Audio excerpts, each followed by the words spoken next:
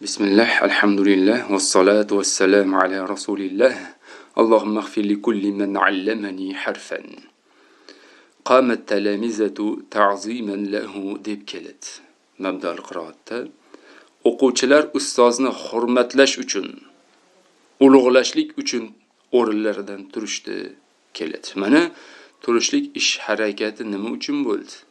Ustozni ulug'lashlik, hurmat qilishlik uchun bo'ldi. Buni arab tilida maf'ulun li ajlihi deyiladi. Ta'ziman lahu degi ta'ziman. Xo'p, demak bunga darsimiz maf'ulun li ajlihi bo'ldi. Qanday bir ish bajarmaylik, albatta unda bir maqsad kuzatiladi va uning bir sababi bo'ladi. Mana qomat talamizatu ta'ziman lahu da o'quvchilarning turishiga sabab nima? Ustozni ulug'lashlik uchun. Masalan, kulsak uning bir sababi bor. Yig'lasak uning ham bir sababi bo'ladi. Boshqa ishlar ham sababsiz qilinmaydi. Ishlangan va bajarilgan ishingni biror kishiga so'zlaganingda albatta uning sababini aytasan. Haqiqatda sababi aytiladi. Masalan, waqafat tullabu desak, ya'ni talabalar turdi. Bunda talabalarning oyoqlari bilan tik turganlarini ifodalaymiz. Endi bunga ijlalan lil muallimni qo'shsak, talabalarning oyoqlari bilan tik turganlarining sababini va ularning nima uchun bunday turganliklarini bildirgan bo'lamiz. Ya'ni talabalar o'qituvchini hurmatlash uchun o'rinlaridan turdilar.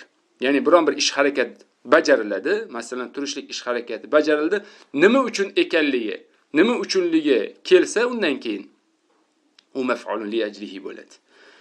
58. Shu tariqa fe'lning sababini va nima uchun ishlanganini bildirish uchun fe'l so'ngidan kelgan ismga maf'ulun li ajlihi deb ataladi. Bu eslab o'taylik. Mansubotlarni o'tyapmiz.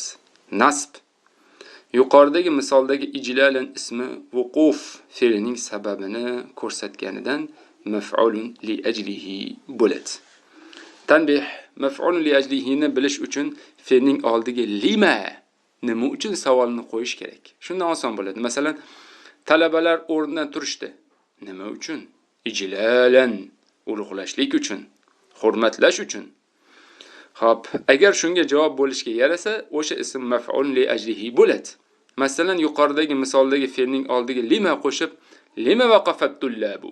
Nima uchun talabalar o'rinlaridan turishdi deb savol bersak, ijlalan lil muallimi, ustozni hurmatlashlik uchun degan javobni olamiz. Shunga javob bo'lishga yaraydi. Xo'p. Endi bu oson, 59-mashq. Quyidagi jumlalardagi fe'lning ostiga bir chiziq, maf'ulun li ajlihining ostiga 2 chiziq chizing. Zuyyinal baytu ikroman lid-duyufi. Uy mehmonlarni hurmat qilishlik uchun ziynatlandi. Mana lima zuyyinal baytu. Nima uchun uy ziynatlandi? Ikroman, ikrom, hurmat qilishlik uchun. Va ma arsalnaka illa rahmatan lil alamin. Biz seni faqatgina olamlarga rahmat o'laroq jo'natdik. A'til mujtahida jaizatan mukafa'atan lahu. Sen tirishqoq insonga u uchun mukofot bo'lishi uchun mukofotni ber. Mukofotlashlik uchun sovg'ani ber. Qumna ikroman lil qadimina. Tashrif buyuruvchilarni hurmatlashlik uchun o'rnimizdan turdik. Yahujjun nasu talaban li maradatillah. Insonlar haj qilishadi. Lima yahujjun nasu deb savol beraylik. Nima uchun insonlar haj qilishadi?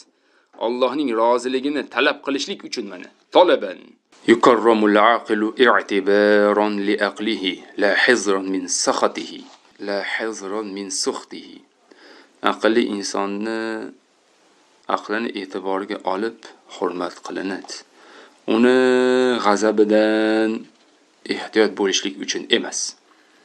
An-nas yakhafuna az-zalimina la istijlalan li sadaqatihim bal khawfan min azahum. Insonlar zolim kimsalardan qo'rqishadi. Ularning sadoqatlarini ulug'lashlik uchun emas, balki ularning aziyatlaridan qo'rqishlik uchun. اخترت إبراهيم وكيلا ثقة بأمانته واعتمادا على عفته واحترمته مراعاة لفضله وأكرمته سعيا في مرضاته. İbrahimni vakillikka ixtiyor qildim, tanladim.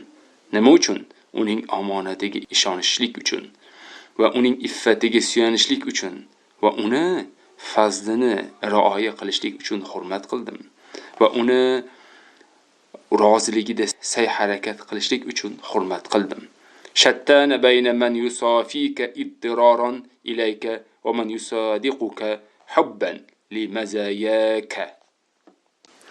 Shattana degani qanday farq bor degani. Shattana bu o'sha ya'ni mozi ma'nosidagi ismi fe'l bo'ladi. Iftaraqa degani farqli bo'ldi.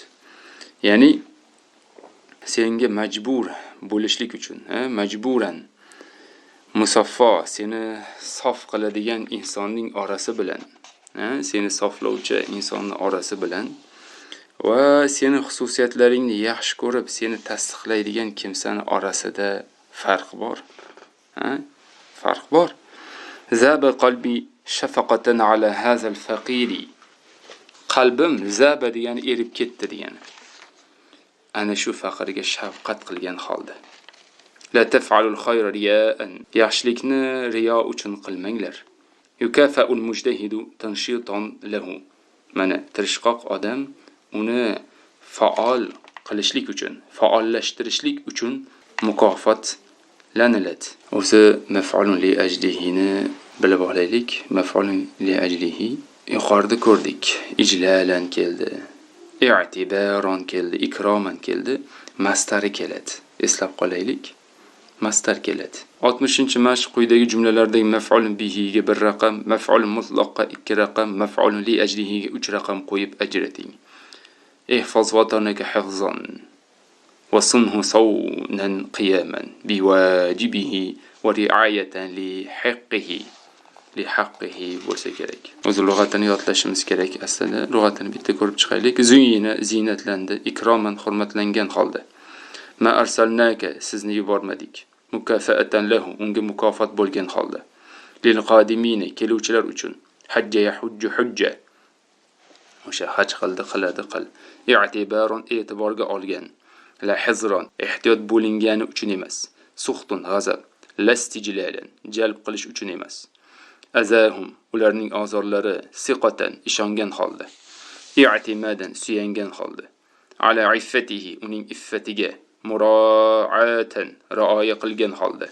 Sa'yan sa'y harakat qilmoq. Shattana qanday farq bor? Yusafika seni soflovchi, ittiraron majbur bo'lgan holda, yusadiquka seni tasdiqlaydigan, limazayaka xususiyatlaring, zaba yazubu zuba erida eri, shafaqatun shafqat qilgan holda, yukafa'u mukofotlanadi, tanshiton faollashtirish uchun, sunhu uni himoya qil, qiyaman biwajibihi majburiyatlarini ado qilgan holda, yajubu sayohat qiladi, tamrinun tamarin mashqlar, ixtibaron imtihon qilgan holda, li fitnatin fatonati aqlli bo'lgan uchun li walita boshliq bo'lsang, tanqadu bo'yin egasan. Endi bu jumlaning ichidagini tarjimasini keltirib qo'yaptilar. O'zi alohida tanqadu, masalan valita bo'lsa vali bo'lding degan, boshliq bo'lding degan. Al-masailun nahviyya, nahvu masalalar. Wuquf al-amir, amir to'xtaganidek. Yajuluna aylanib yuradilar. Rag'batan, rag'bat qilgan holda. Tarwij, rivojlantirish. Bido'atun, badai'u, matobuyum, masnu'atun, ishlab chiqarilgan. Fatarahum, ularni ko'rasan. Yantaqiluna, ko'chib yuradilar. Mahallun, joy o'rin, amalan, orzu qilgan holda. Bir-ribh, foydani, qatil yuqatilu qatil. Kurashdi, kurashadi, kurash. O'zaro kurashmoq ma'nosi ham bor. Li fitnatin, fitna uchun. Havaka, havoy nafsing. Demak, ihfaz vatanaka hifzan. Vataningni saqlamoqlik bilan saqlagin.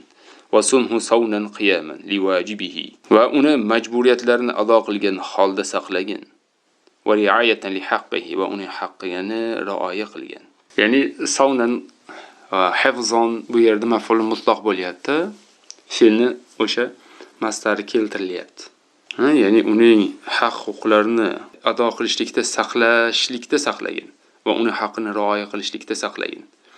Yajubun nasul bilada talaban lil makasib. Insonlar shaharlarni o'sha kasb korlari uchun talabida aylanib yurishadi. Tuda'u at-tamarin fi kutub al-qawa'id ikhtibaran li fitnati at-tilmiz. Qoida kitoblarida mashqlar qo'yiladi. Nima uchun? Talabaning fatonatini sinashlik uchun. Iza walita khidmatan wajaba an ta'rifa umuraha ma'rifatan jayyidatan. وتنقاد لرؤسائك انقيادا عظيما في كل ما يأمرونك به. Agar bir xizmatga vali bo'lsang, ega bo'lsang, senga shart bo'ladi. Nima? Ana shu xizmatning ishlarini yaxshi bilmoqlikda bilishing va raislaringga ular senga buyurayotgan har bir ishda buyuk, katta bo'ysunishlikda bo'ysunishing kerak bo'ladi. Ajaban li unasin yunkiruna al-haqqa. Haqni inkor qiladigan insonlarga bir ajib, ajibtu ajaban bo'lgan.